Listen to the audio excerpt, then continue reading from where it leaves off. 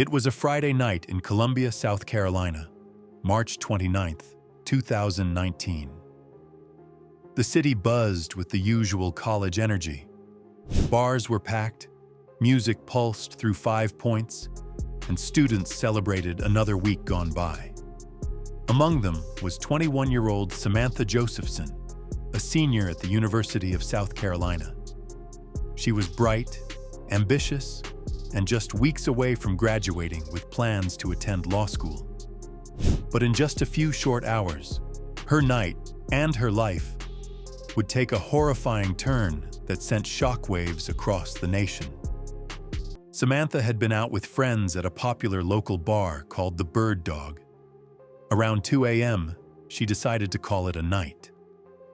Her friends remembered her saying goodbye, smiling, and stepping outside to order an Uber to take her home.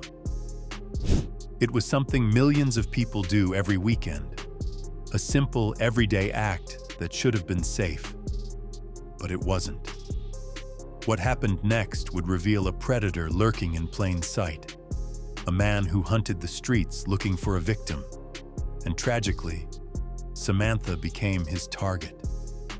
The last night seen alive surveillance footage from that night would later become central to the investigation. Cameras captured Samantha standing outside the Bird Dog, phone in hand, scrolling through her Uber app. Moments later, a black Chevrolet Impala pulled up. Believing it was her ride, Samantha walked toward the car, opened the back door, and got in. But the vehicle wasn't her Uber. The driver wasn't the person she'd been matched with. It was 24-year-old Nathaniel Rowland. Rowland had been cruising around the busy nightlife area, specifically looking for someone who might mistake his car for an Uber. His vehicle had child locks activated, a chilling sign of premeditation that investigators would later uncover. Once Samantha entered the car, those locks ensured she couldn't escape. Within minutes, her phone stopped sharing location data. She never made it home. A father's worst nightmare. By the next morning, Samantha's friends grew worried. Her phone was going straight to voicemail. Calls went unanswered. When her roommate noticed she hadn't come back overnight, she contacted the police and Samantha's parents in New Jersey. Seymour and Marcy Josephson immediately knew something was wrong. Samantha was responsible, always checking in. When hours passed with no word, the dread deepened. Her father posted online, begging for information, describing his daughter and pleading for anyone who saw her to contact police. The search intensified quickly. Police reviewed surveillance footage from 5 points and immediately spotted Samantha getting into the black Impala. But the license plate wasn't visible. They didn't yet know who owned the car or where it was. A gruesome discovery. Later that day, about 65 miles away in a rural area of Clarendon County, a group of turkey hunters stumbled upon something horrific. On a dirt road, they found a body, partially hidden among brush. It was Samantha. The medical examiner's report was devastating. Samantha had been brutally attacked. She suffered over 120 stab wounds to her head, neck, face, arms, and legs. There were also signs she had tried desperately to defend herself. The violence of the assault shocked even veteran detectives. Within hours, investigators linked the body to the missing student. Her parents' worst nightmare had come true: the hunt for the killer. Once Samantha was identified, police focused on tracking the black Impala. Surveillance footage from downtown and traffic cameras helped narrow down potential vehicles. They soon located one that matched, owned by none other than Nathaniel Rowland. The next night, around 3 a.m., officers spotted Rowland driving the same car. When they attempted to pull him over, he tried to flee on foot but was quickly caught. Inside the vehicle, investigators found chilling evidence tying him directly to Samantha's murder. Blood was splattered throughout the car, on the seats, the floor, and the trunk. Testing confirmed it was Samantha's. In the back seat, they found her phone and a small amount of her hair.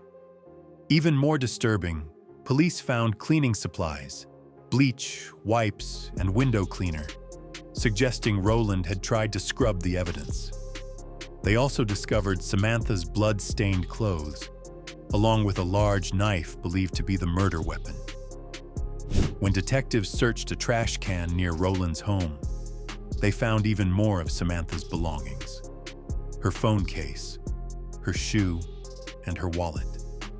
The case was airtight. Who was Nathaniel Rowland? Rowland was a 24-year-old from New Zion, South Carolina. He had attended South Carolina State University but dropped out. Friends described him as quiet, sometimes secretive, but no one suspected he was capable of such savagery. Prosecutors later argued that Rowland had been prowling the area intentionally, seeking out intoxicated young women who might confuse his car for a rideshare. The child safety locks were on before Samantha entered, evidence, they said, of calculated intent. After abducting her, Rowland drove Samantha to a remote area where he carried out the brutal attack. He then dumped her body and attempted to clean the car, unaware that investigators would track him down within a day. The trial begins. In July 2021, more than 2 years after the murder, Nathaniel Rowland went on trial for kidnapping and murdering Samantha Josephson. The evidence presented by prosecutors was overwhelming. DNA from Samantha was found under Rowland's fingernails. Her blood was inside his car, on the knife, and on cleaning rags found in his trash. The prosecution argued that the crime was both deliberate and senseless, a random act of pure evil. They described how Samantha's final moments were filled with terror and pain, trapped in a car with no way out.